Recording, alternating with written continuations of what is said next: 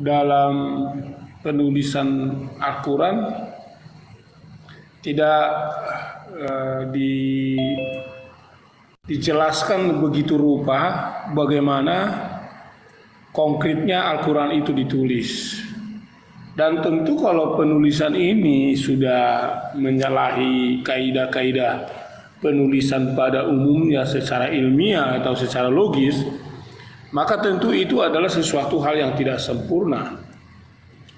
Karena dalil apapun yang kita buat, baik itu bersifat dogmatis atau secara religi atau pengagungan kita terhadap kitab kita, jika tidak sesuai juga dengan akal dan proses secara ilmiah dalam penulisan, maka itu adalah sesuatu hal yang tidak sempurna. Itu mungkin yang ingin coba saya buat gambaran logikanya, tanggapan-tanggapan nanti kita akan feedback dalam hal mengembangkannya dalam dialog tentang kitab yang sempurna.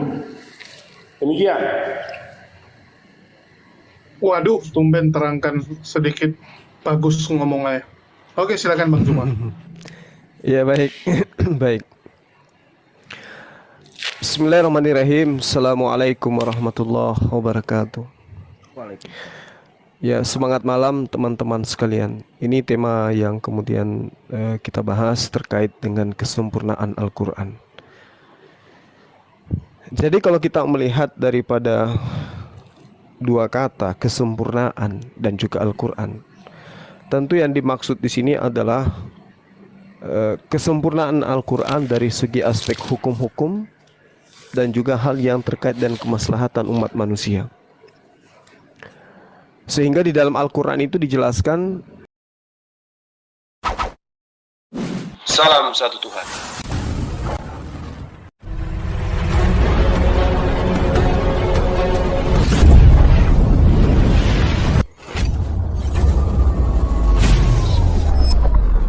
Pengantar ini singkat, para sahabat. dukung semua ya sahabat-sahabat kita channel Densa News Muslim. Di like, di subscribe, di share sebanyak mungkin untuk supaya mencegah sahabat-sahabat kita di luar sana tidak terpengaruh terhadap pemurtadan. Semoga Allah memberikan selalu sikap istiqamah. Salam satu Tuhan, Allahu Akbar. Ada mereka lembaran-lembaran suci yang di dalamnya terkandung perintah-perintah kekal dan abadi. Nah, dari data ini dalam surah Al-Bayyinah ya, di ayat 3 dan juga ayat 4, itu jelas sekali bahwasanya Al-Quran itu telah merangkum keseluruhan kebenaran serta pengetahuan dari awal maupun akhir. Dikuatkan di dalam surah Hud ayat 11, Allah berfirman, kitabun uhkimah ayatuhu thumma fasillat, ya, fusilat min ladun hakiman khabir. Ini adalah kitab yang ayat-ayatnya telah kokoh dan bebas dari cacat, kemudian telah diuraikan terperinci dari Tuhan yang maha bijaksana lagi maha mengetahui. Jadi ini artinya bahwa Al-Quran itu memiliki dua sifat. Yang pertama, Allah Subhanahu wa Ta'ala yang maha bijaksana telah menyusunnya secara kokoh dengan argumentasi yang kuat dalam kebijakan dan bukan semata-mata sebagai dongeng. Itu yang pertama. Kedua, Al-Quran ini menjelaskan segala hal yang patut diketahui mengenai akhirat atau mengenai hal kehidupan setelah kehidupan di atas muka bumi ini. Nah, itulah kemudian Al-Quran mengatakan, innahu laqawlu fas wa ma huwa bilhaz. Sesungguhnya Al-Quran itu perkataan yang menentukan dan Al-Quran itu bukan pembicaraan kosong.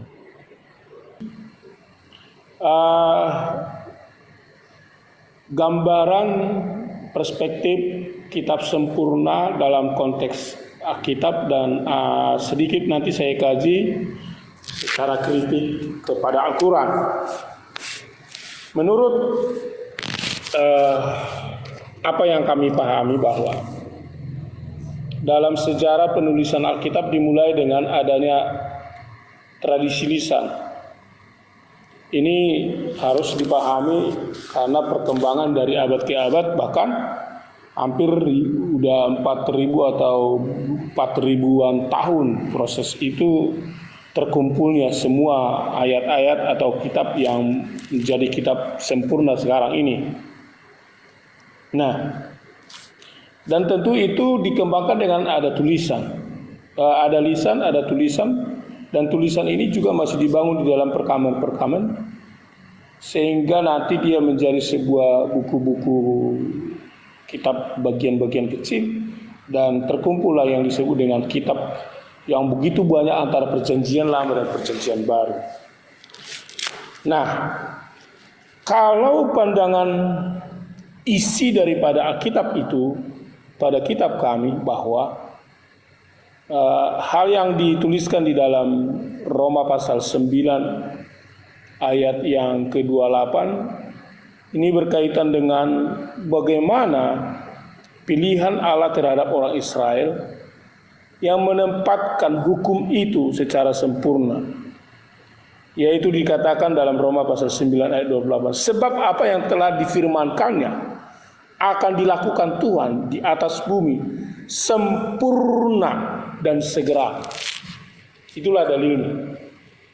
Jadi Tuhan sendiri sudah menyatakan bahwa kitab yang ada pada kami ini adalah sempurna dan segera, maksudnya segera, di mana Tuhan akan memberikan sebuah contoh-contoh yang akan menjadi pedoman dalam kehidupan manusia. Baik. Jadi Al-Quran itu harus dilihat dari sudut pandang keilmuan dan juga dari segi sejarah ataupun pengetahuan dan juga dari segi ruang itu sendiri. Jadi ketika Al-Quran berbicara mengenai sejarah, tidak ada kitab suci yang tidak pernah berubah satu huruf pun dalam waktu ratusan tahun, kecuali Al-Quran.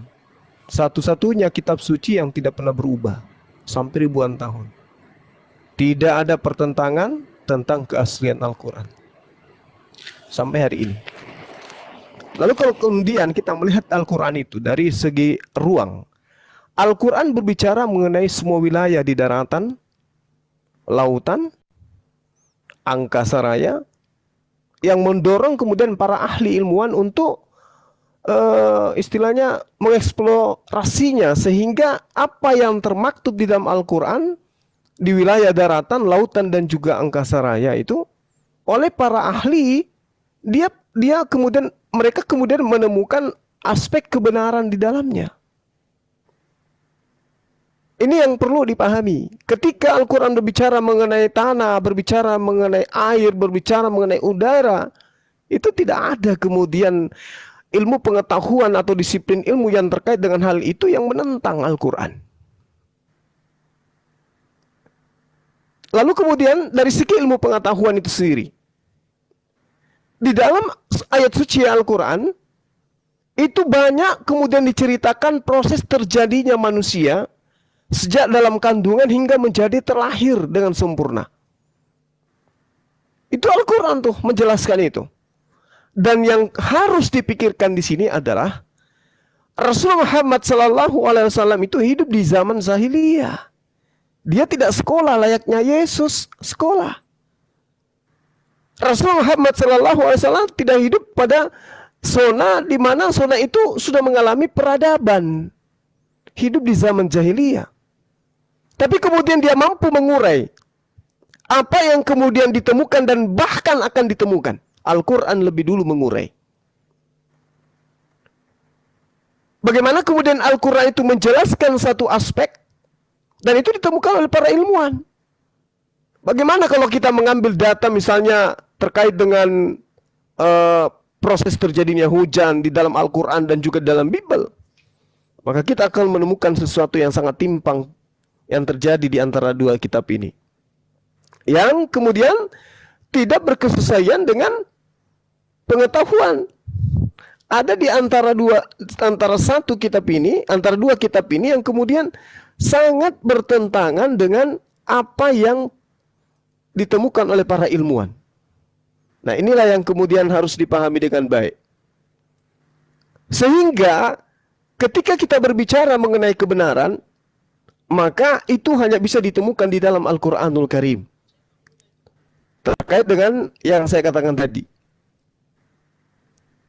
Nah, ini mungkin yang ingin saya katakan kepada saudara, bahwa ketika berbicara mengenai kesempurnaan Al-Quran, maka itu tidak terlepas daripada ilmu pengetahuan. Salah satu aspeknya itu ilmu pengetahuan. Apakah Al-Quran itu berkesan dengan ilmu pengetahuan? Inilah yang perlu diuji. Ya. Begitu juga kitab-kitab di luar daripada Al-Quran, termasuk kitabnya sahabat Kristen, apakah itu kemudian berkesan dengan ilmu pengetahuan? Itu juga bisa diuji.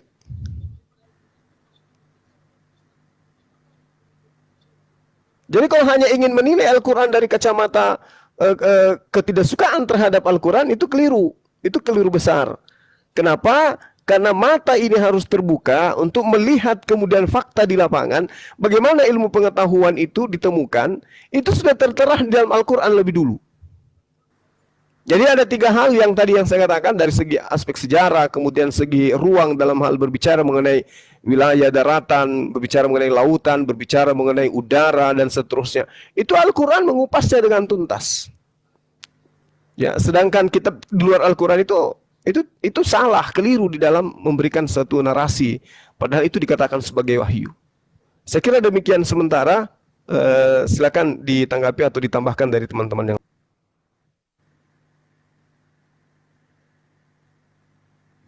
Oke, silakan Pak Freming, langsung ditanggapi. Pak Freming. Ya, terima kasih. Nah, inilah yang perlu kita komparasi ya. Apakah Al-Quran sempurna atau Alkitab sempurna? Nah, dari mana acuan sempurna itu kita lihat? Yaitu jika di dalam kitab kami ada yang namanya Taurat, begitu komplit dan lengkapnya penjelasan Taurat itu secara sempurna dituliskan, baik di dalam hal akan penulisannya pada saat itu maupun kemudian hari pada penggenapan nubuatannya, itu memiliki satu hubungan antara satu dengan yang lain. Begitu juga di dalam kitab Zabur, kalau istilahnya dipahami oleh saudara Islam, yaitu Mazmur, dan juga apa yang disebut dengan Injil. Sementara kalau disebut di dalam Al-Quran, ada kitab Injil, ada kitab Zabur, ada kitab Taurat. Tapi tidak pernah kita bisa melihat penjelasan-penjelasan Taurat, Zabur, dan Injil ini, poin-poin atau esensi dari 3 kitab tersebut. Seperti contohnya kalau kita lihat Taurat, adanya hal pokok penting dari seluruh sejarah kehidupan di dalam 5 kitab yang ditulis oleh Musa, Kejadian, Keluaran, Imamat, Bilangan, Ulangan itu. Adanya 10 hukum Taurat sebagai acuan, aturan yang harus dipegang oleh manusia. Sementara kalau saya lihat di dalam Al-Quran, mereka membahas Taurat tetapi tidak ada satupun 10 hukum ini. Ini padahal baru 10 hukum ini. Jadi acuan pegangan di dalam Al-Quran.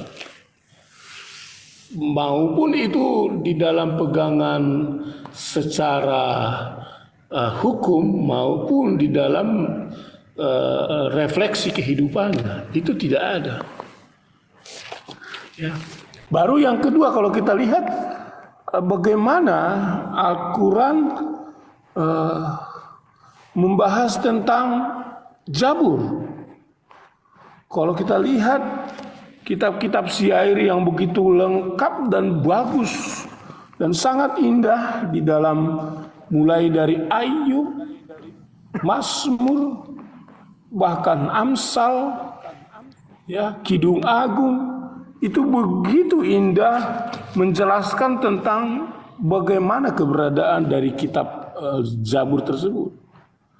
Belum lagi kita melihat dalam konteks apa yang dibahas oleh Al-Quran tentang Injil. Ada kitab 4 yang membahas tentang Injil tersebut, yaitu kitab Matius, Markus, Lukas, Yohanes. Berarti ini sebuah kitab yang sangat sempurna, kajiannya lengkap, dan begitu sistematis, punya makna yang sangat. Tetapi kalau kita lihat, saya harus katakan, dan ini mungkin mohon maaf jangan dianggap saya menggiring lalu disebut menfitnah. Saya baca Al-Quran itu, dulu saya sangat tertarik bagaimana mempelajarinya. Tapi setelah saya masuk membaca dari ayat per ayat dari kitab tersebut, itu membuat saya tidak memahami apa sebenarnya maksud dan tujuan daripada Al-Quran ini. Terlepaslah mungkin seringkali dari teman-teman menilai saya kan hanya membaca terjemahannya. Tetapi bukankah terjemahan itu juga adalah sesuatu yang sah sebagai perwakilan dari original teksnya untuk menghantar kita memahami apa yang menjadi maksud dan tujuan Al-Quran itu kita baca. Tapi ketika saya coba membaca, jujur, karena saya terbiasa membaca.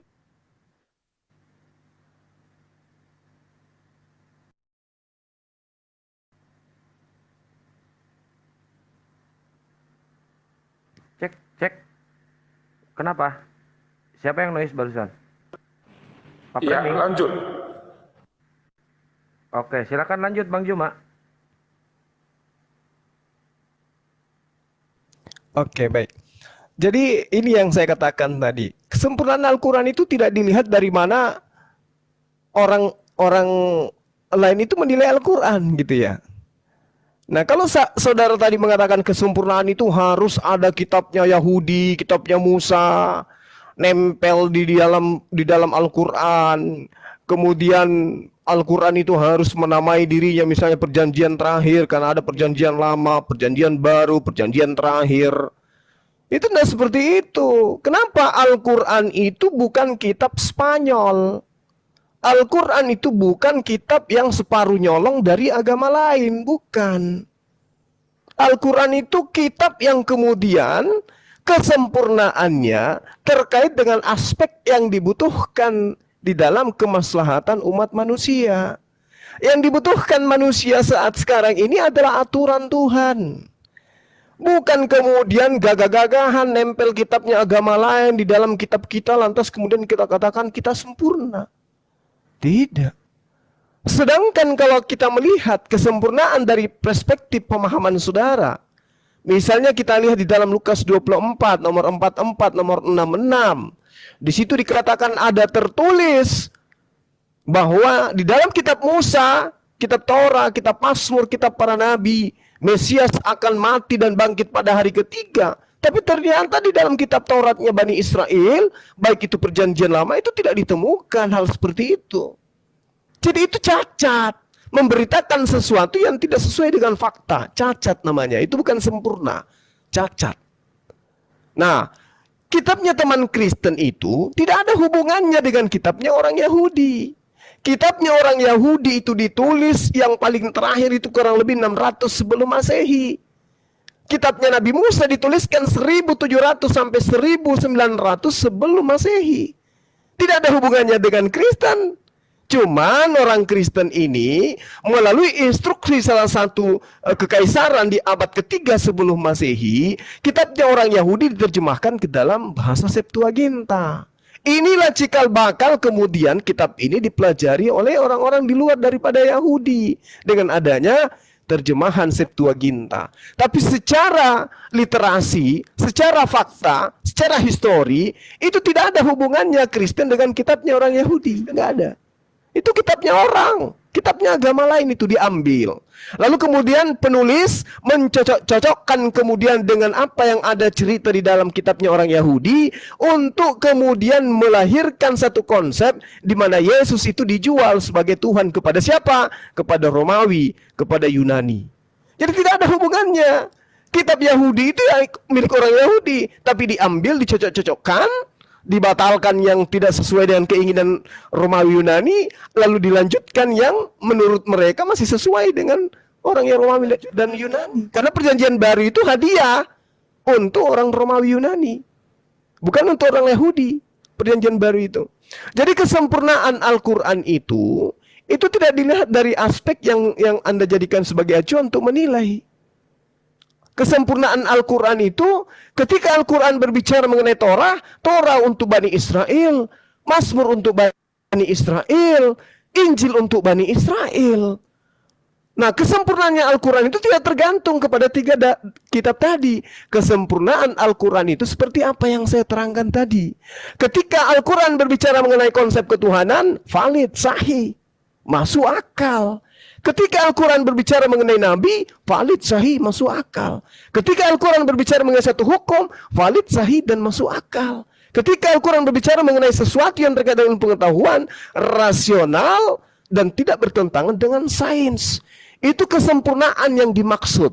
Tapi kalau Anda menilai kesempurnaan itu harus ada kitab Kejadian, di mana matahari duluan, baru siang dan malam duluan, baru matahari. Lalu kemudian ada tentang proses-proses hewan singa makan rumput dan seterusnya. Itu tidak seperti itu yang dimaksud sempurna itu. Kesempurnaan Al-Quran adalah ketika apa yang dibutuhkan manusia termaktub di dalamnya. Manusia butuh bernegara. Ada dalam Al-Quran. Manusia butuh bersosialisasi. Ada dalam Al-Quran. Manusia butuh militer. Ada dalam Al-Quran. Manusia butuh ekonomi. Ada dalam Al-Quran. Semua ada dalam Al-Quran. Tapi kalau kita berbicara mengenai negara, tata ruang politik dan bernegara dalam kitab Anda itu tidak ada.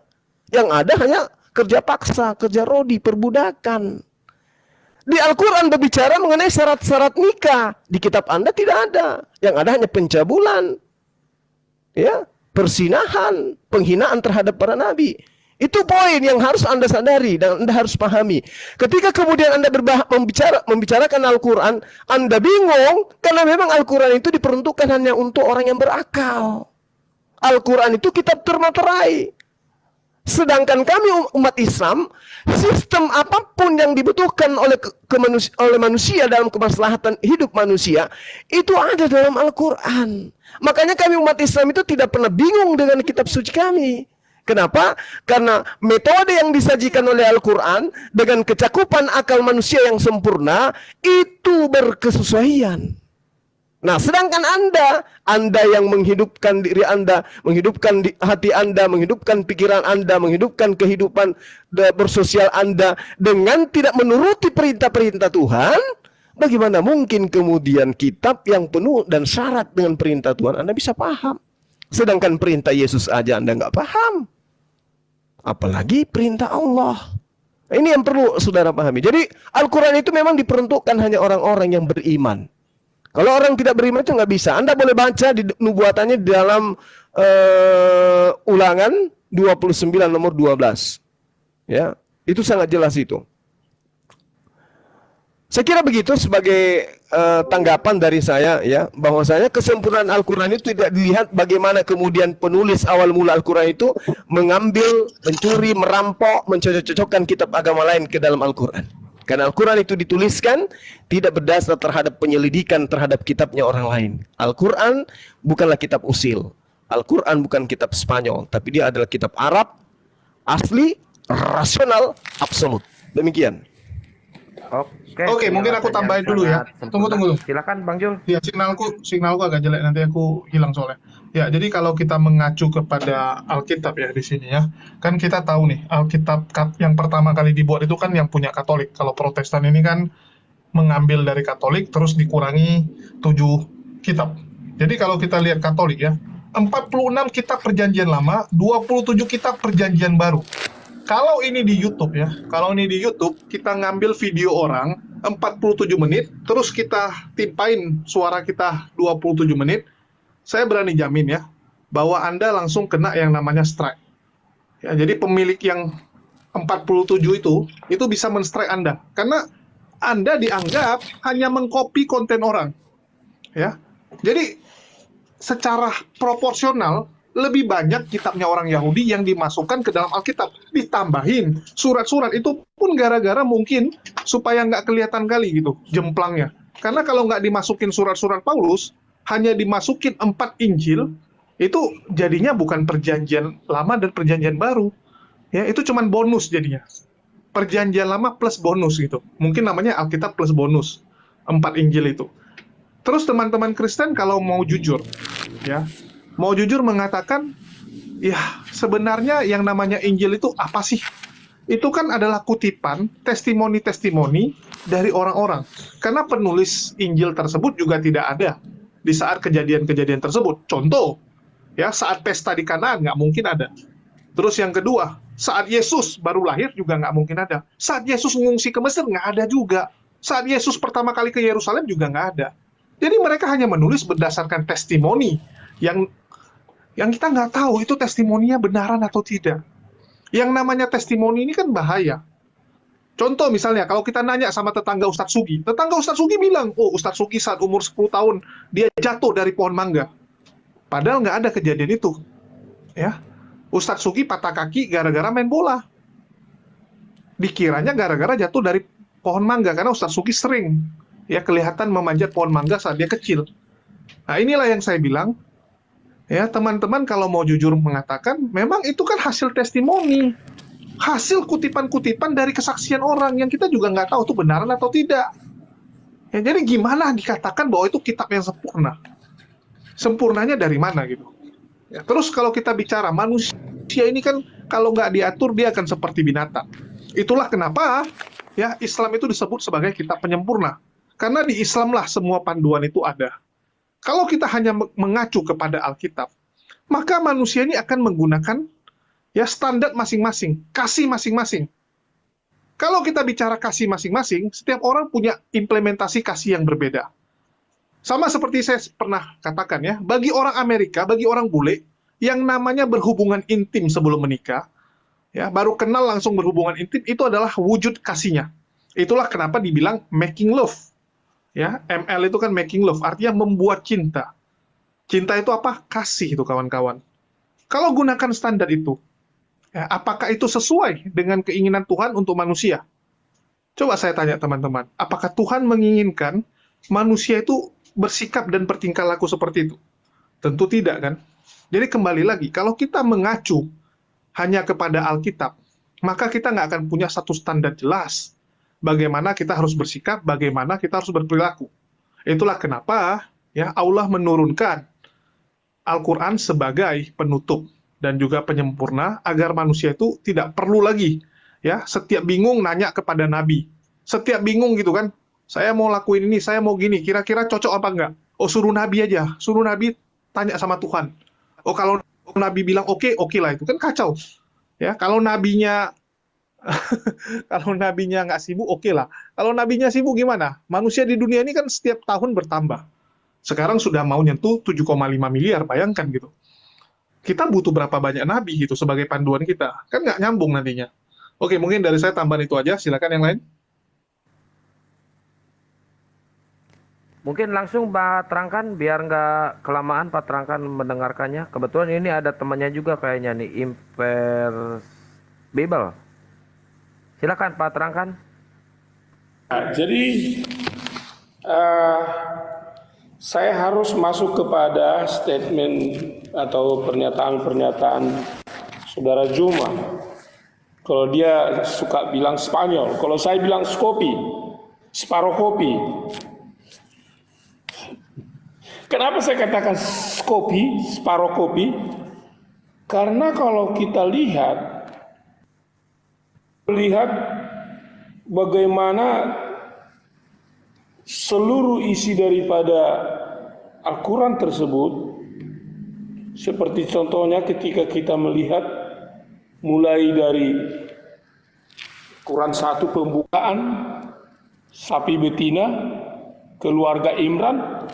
Ini keluarga Imran kan, ini bukan sebuah catatan keluarga di dalam Arab ini, kan gitu.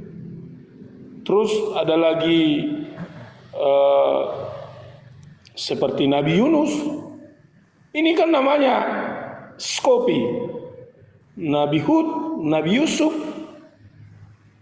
apalagi yang namanya Maryam. Tuh, begitu banyaknya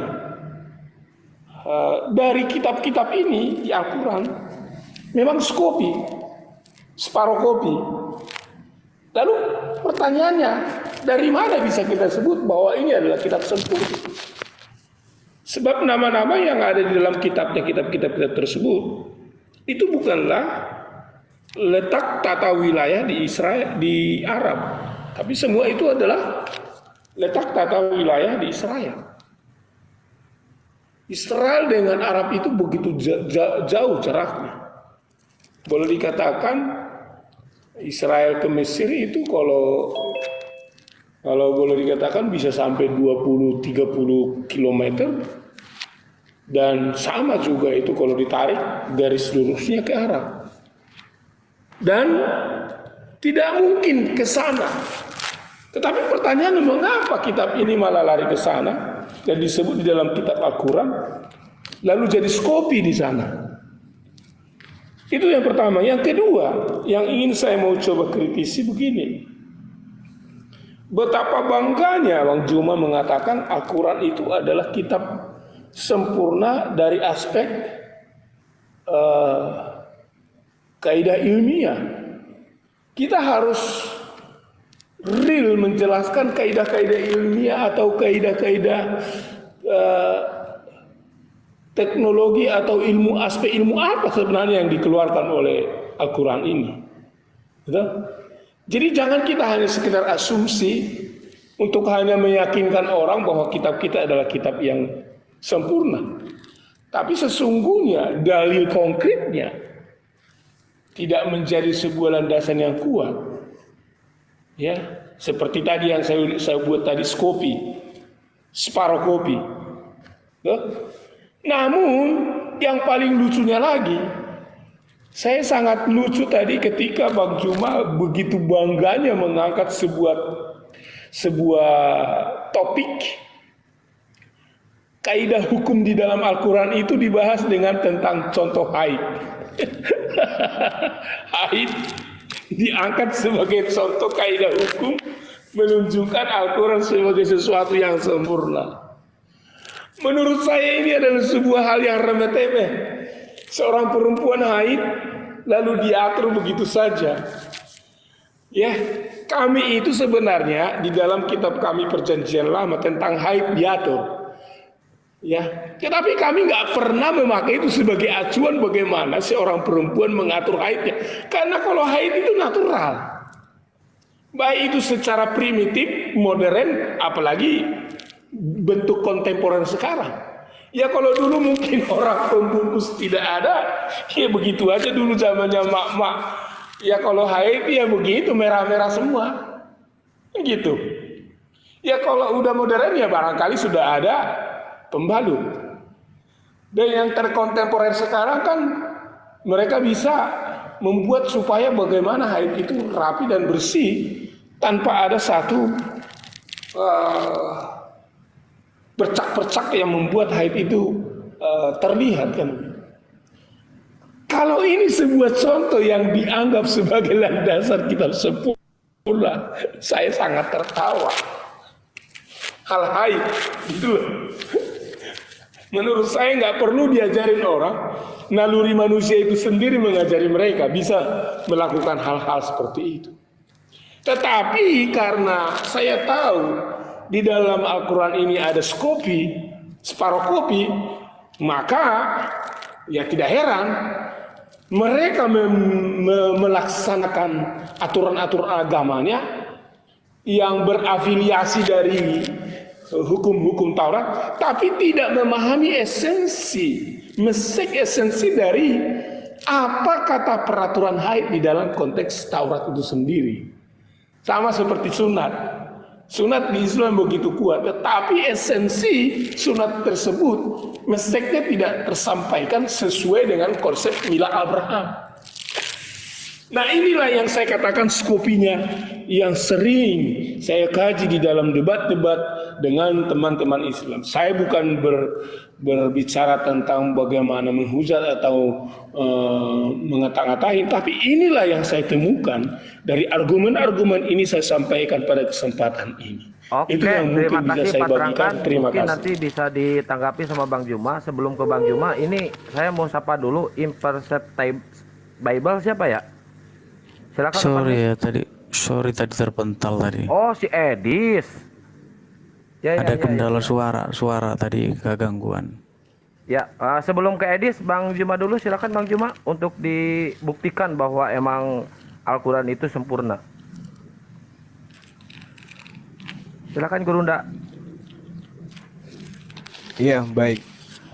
Jadi orang yang beragama tanpa akal dan tanpa ilmu beginilah jadinya, kan? Menertawakan sesuatu hal yang mana hal itu adalah hal yang sangat luar biasa tapi dianggap sepele. Kenapa? Karena konsep yang ada di dalam dirinya tentang agamanya itu hanya iman dan tidak pernah mendudukkan akal sehatnya untuk beriman. Ketika berbicara mengenai haid, kenapa kemudian Islam itu menyempurnakan hal ini? Lalu kemudian ditertawakan. Karena nggak belajar. Wanita haid di dalam Islam boleh melakukan apa saja. Boleh berhubungan dengan siapapun. Kecuali satu.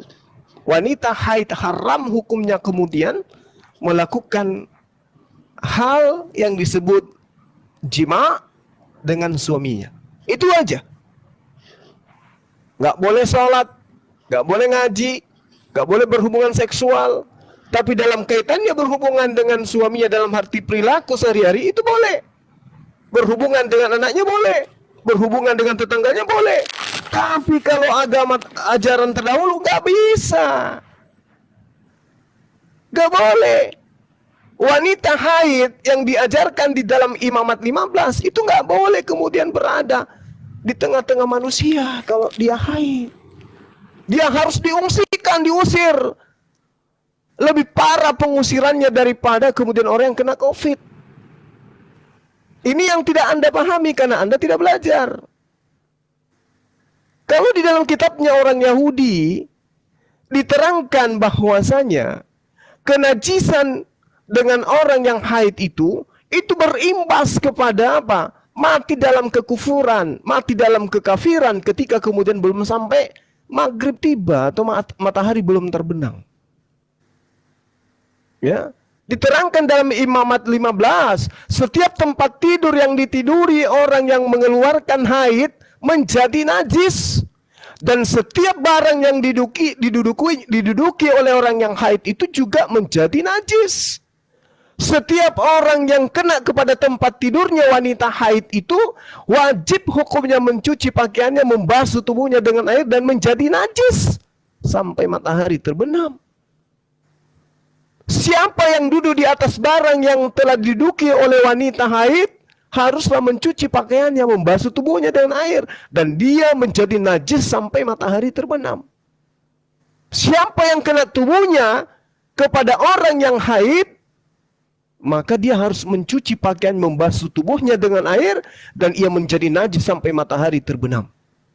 Siapa pelana yang diduduki oleh orang yang najis, maka najis pula orang tersebut. Setiap orang yang kena kepada sesuatu bekas tempat orang yang kena haid tadi itu duduk, dan orang yang kena haidnya tadi itu, tempat duduknya tadi itu kena kepada orang lain, maka orang lain pun akan menjadi najis. Misalnya, istri Anda haid, kemudian Anda duduk di bekas istri Anda haid, maka Anda suaminya menjadi najis.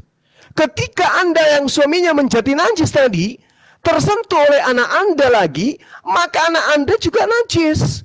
Anak Anda keluar dari rumah bersentuhan dengan orang lain, orang tadi itu juga najis hukumnya. Maka semua kena najis. Kalau ini masih tidak disempurnakan Al-Quran, maka dunia ini akan kiamat. Subhanallah. Untung saja aturan seperti ini hanya berlaku lokal dan temporer, hanya berlaku kepada kaumnya Nabi Musa dan tidak berlaku kepada semua manusia. Untung saja Al-Quran datang meluruskan, menyempurnakan ajaran ini.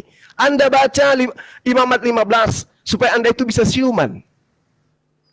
Lalu pada hari ke-8, pada hari ke-7, ya, ketika wanita itu haid menjadi hari terakhir, hari ke-8-nya harus ditambah 7 hari ke depannya. Baru bisa dikatakan orang itu tahir. Berarti wanita ini harus diungsikan kurang lebih 14 hari. Disimpan di hutan. Supaya tidak tersentuh oleh manusia. Supaya tidak menyentuh barang-barang yang bisa disentuh oleh manusia lain. Bayangkan pada hari ke-14 wanita haid ini, dia harus mempersembahkan 2 ekor burung merpati. Bayangkan kalau di Indonesia, ini udah berapa kali saya bahas.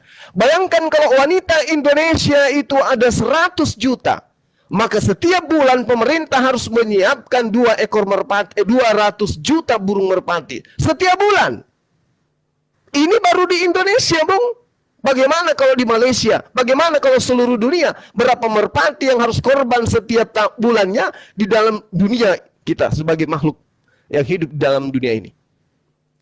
Ini kehidupan apa yang bisa dicerminkan dengan hukum seperti ini? Bayangkan kalau presiden kita perempuan. Bayangkan kalau kepala sekolah menjadi perempuan. Bayangkan kalau kepala bank yang perempuan. Bayangkan kalau gubernurnya perempuan. Bayangkan kalau dari desa, camat, bupati, gubernur, presiden, kepala lembaga-lembaga, para menteri adalah perempuan. Begitu haid, negara berhenti. Bubar. Jadi jangan Anda anggap sepele. Karena Anda tidak belajar, Anda tidak tahu.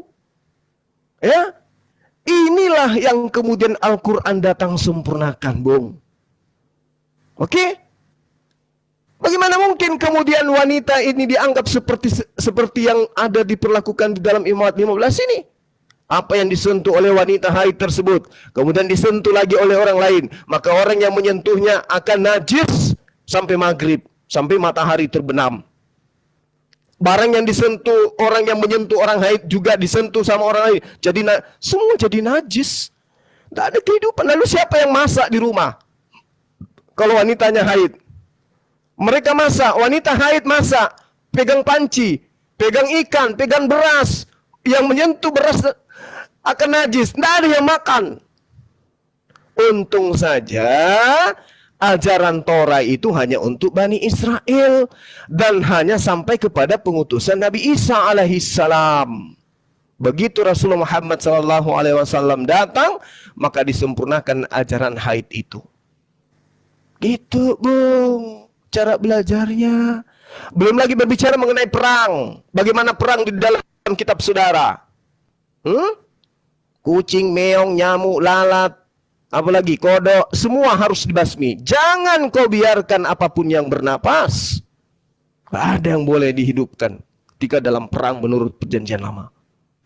Itu yang perlu Anda pahami. Islam datang kemudian untuk meluruskan itu, menyempurnakan itu.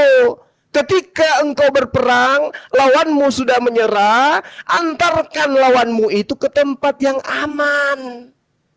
Itu hanya ada di Islam. Di tempat kamu nggak ada yang kayak begitu, Bung. Ya, jadi berbicara mengenai kesempurnaan Al-Quran, Al-Quran sempurna dari aspek yang dibutuhkan oleh manusia. Bukan ngambil kitabnya orang, merampok kitabnya orang, lalu kemudian melabeli perjanjian lama, biar kitab yang dihadiahkan untuk Romawi Yunani ini dianggap perjanjian baru. Bukan begitu, Bung. Demikian sementara. Silakan Ngibul.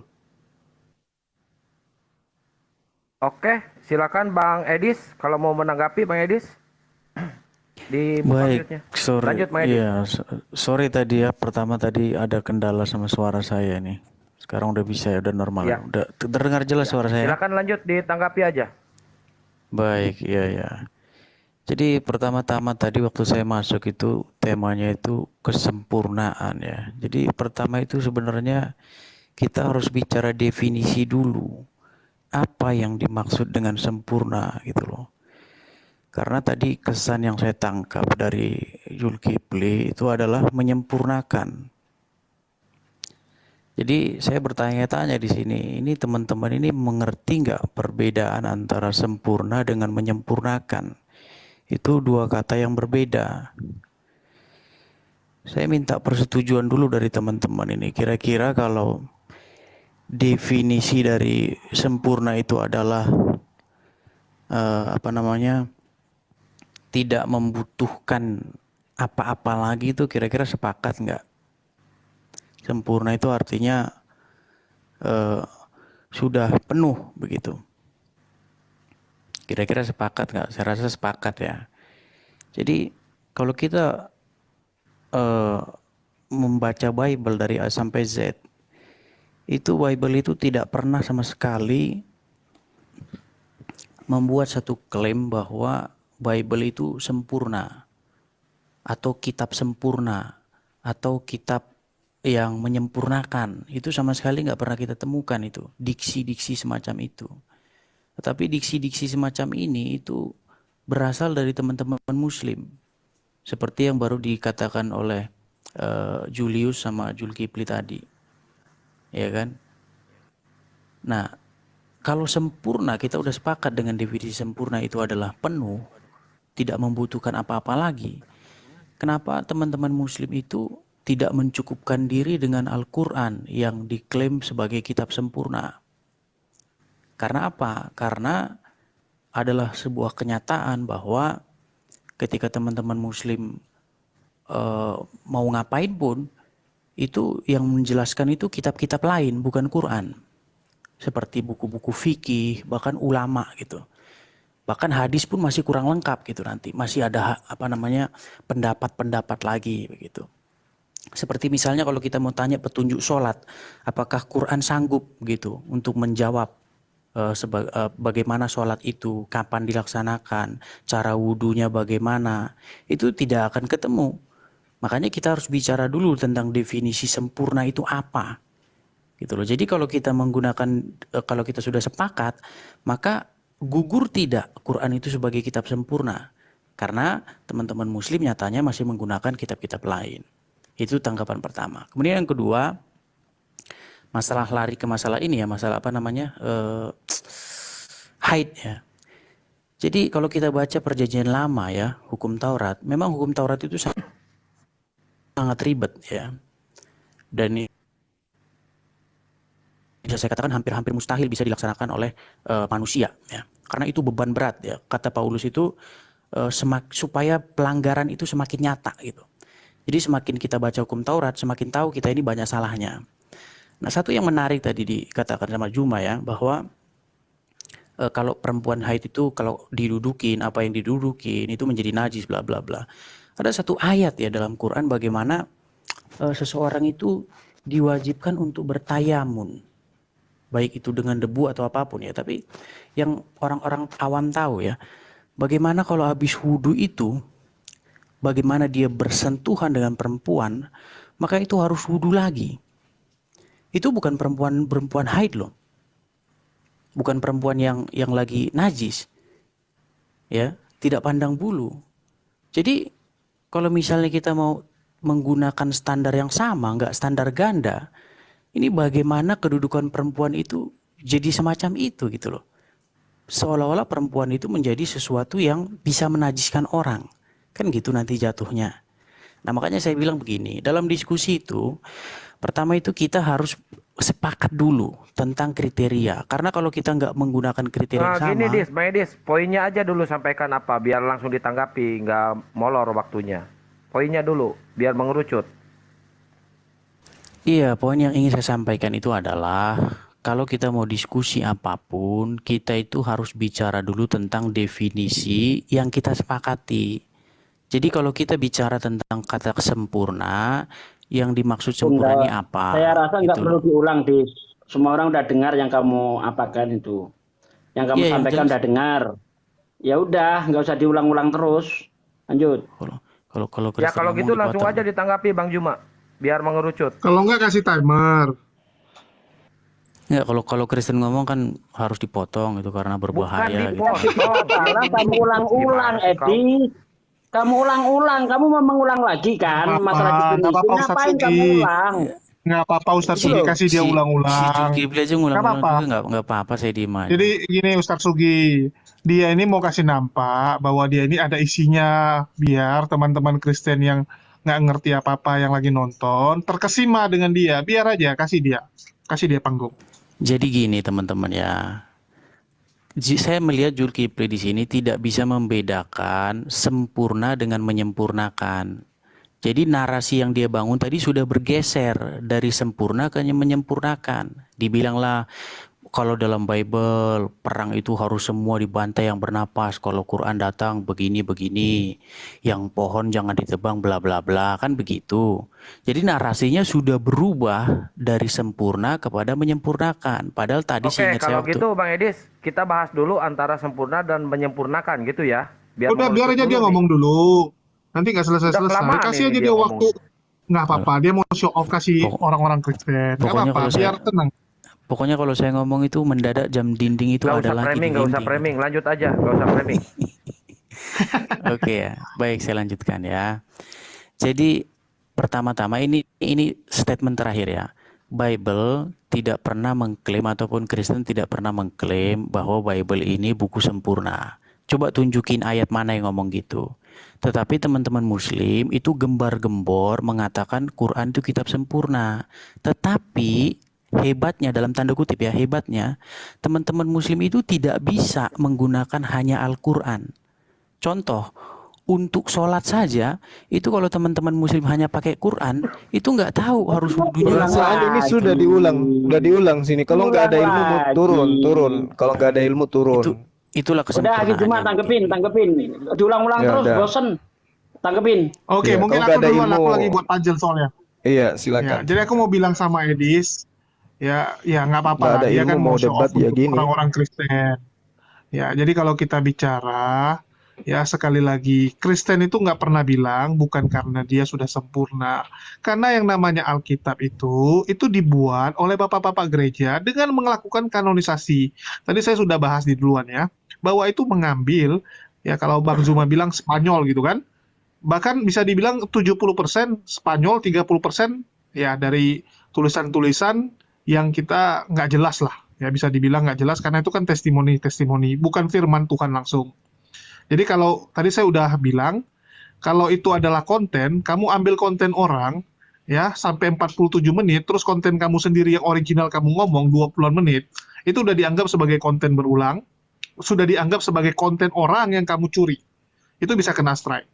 Terus yang kedua, yang jadi masalah adalah, ya, kalau di Alkitab itu kan dia nggak bisa ngomong apapun, karena memang dia adalah hasil ciptaan dari bapak-bapak gereja. Ya, hasil ciptaan bapak-bapak gereja.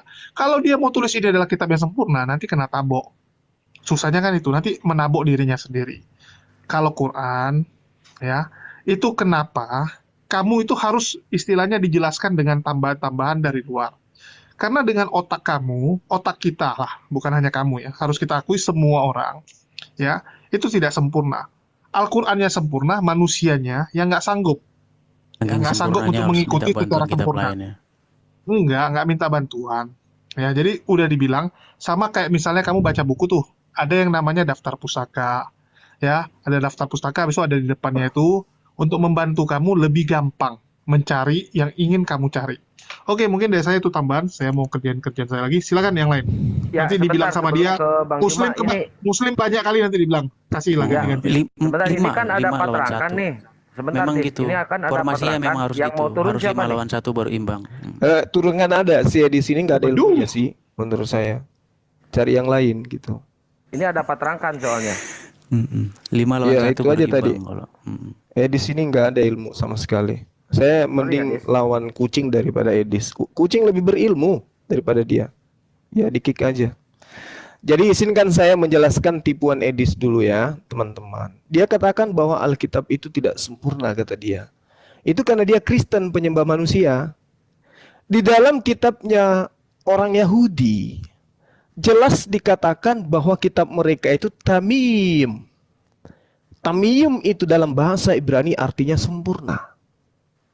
Itu diterangkan di dalam Mazmur 19 nomor 7.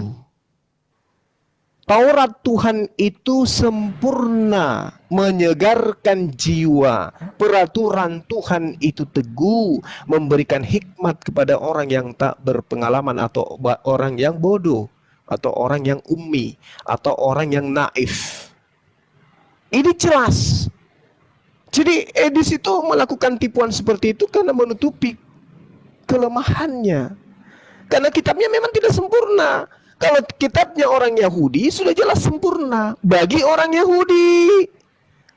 Kristen itu bukan Yahudi. Sehingga karena dia Kristen malu masuk di dalam agama Yahudi karena dia bukan orang Yahudi, maka diambil kitabnya orang Yahudi untuk kemudian dikatakan perjanjian lama, lalu kitabnya mereka, karangan mereka dikatakan perjanjian baru. Ya, jadi terangkan tolong pegangan yang kuat. Mazmur itu menurut kitabnya orang Yahudi menjelaskan Taurat Tuhan itu sempurna untuk Bani Israel, bukan untuk seluruh manusia. Makanya terkait dengan haid itu hanya untuk Bani Israel aturan itu. Kalau itu diberlakukan kepada seluruh umat manusia, dunia ini kiamat. Itu yang pertama. Kemudian yang kedua, ya, Edis masih monitor ini pasti. Kenapa Al-Quran itu kemudian dikatakan sempurna? Oh, dia katakan sempurna dengan menyempurnakan itu beda, kata dia. Kenapa harus ada penjelasan hadits? Apa hadits itu? Hadits itu adalah perkataan Rasulullah, ketetapan Rasulullah, perbuatan Rasulullah. Artinya bahwasanya Al-Quran menjelaskan kepada kita kesempurnaan Al-Quran itu tidak lepas daripada keberadaan baginda Rasulullah Muhammad sallallahu alaihi wasallam. Bil bayyinati waz zubur wa anzalna ilaika dzikr litubayyana lin-nasi ma nuzzila ilaihim wa la'allahum yatafakkarun. Mereka kami utus dengan membawa keterangan-keterangan, mujizat dan ketetapan-ketetapan. Dan kami turunkan zikr Al-Quran kepadamu agar engkau Muhammad menerangkan kepada manusia apa yang telah diturunkan kepada mereka agar mereka memikirkan.